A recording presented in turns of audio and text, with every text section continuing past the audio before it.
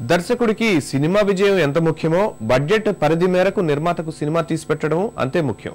Cinema taking లో ఆర్థిక క్రమశిక్షణ పాటించడంలో సమర్థుడైన దర్శకుడు ఈవీవి సత్యనారాయణ.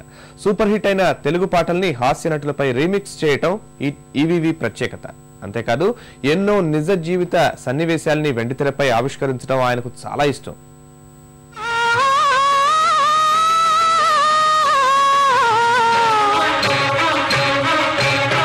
నిన్నెక్కడో చూశానే, నిన్నెప్పుడో కలిశానే, గుర్తే తెచ్చుకోని అమ్మా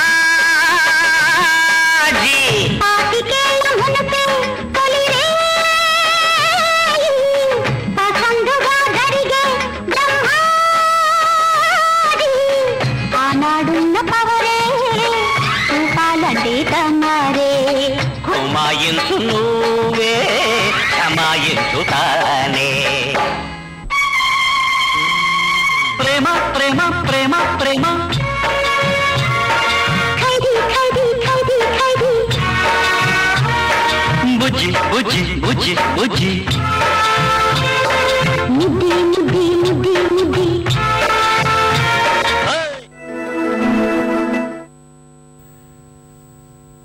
ఈవీవి కుమారులు నరేష్, రాజేష్ కథానాయకులుగా తెలుగు ప్రేక్షకులకు చేరువయ్యారు. ముఖ్యంగా అల్లరోడు వరుస విజయాలతో సుడిగాడుగా పేరు తెచ్చుకున్నాడు.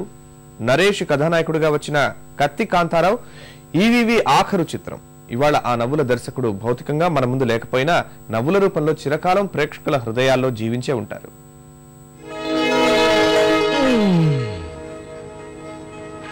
అప్పుడే తెల్లారిందా?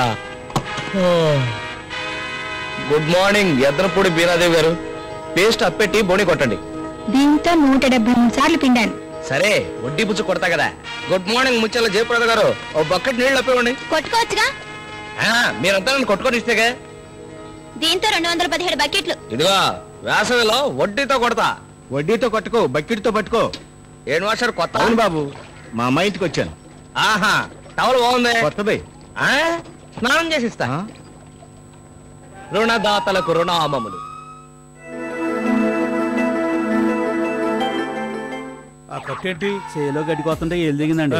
ఈయనే మందేసి కట్టు కట్టారండి. ఈయనెవరు? బెండప్పారావు, ఆర్ఎంపీ. ఓహో, ఆ కట్టేంటి?